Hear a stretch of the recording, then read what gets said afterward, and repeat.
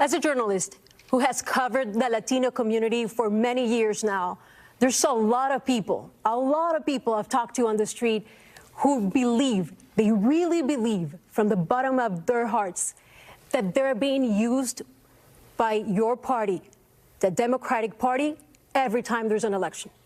You have promised an immigration reform time after time, over and over again, but even when you had control of the House, the Senate, and the White House, you failed to pass an immigration reform. Why should voters, Latino voters, trust you now on this issue?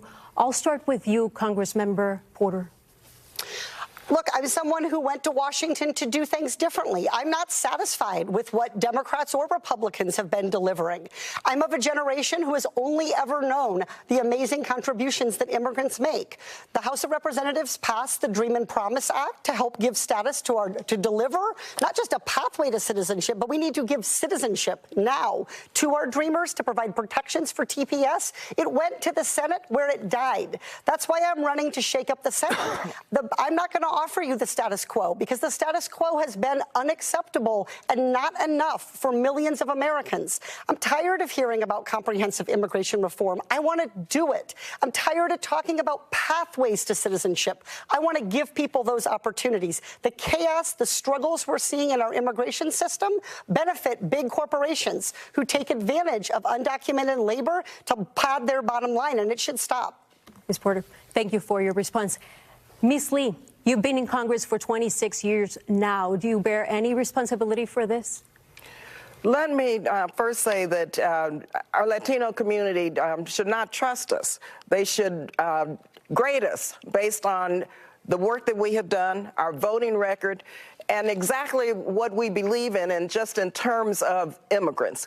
One, I was born in El Paso, Texas, in an immigrant community in a border town. Secondly, I understand the importance of comprehensive immigration reform because border security will not work without comprehensive immigration reform.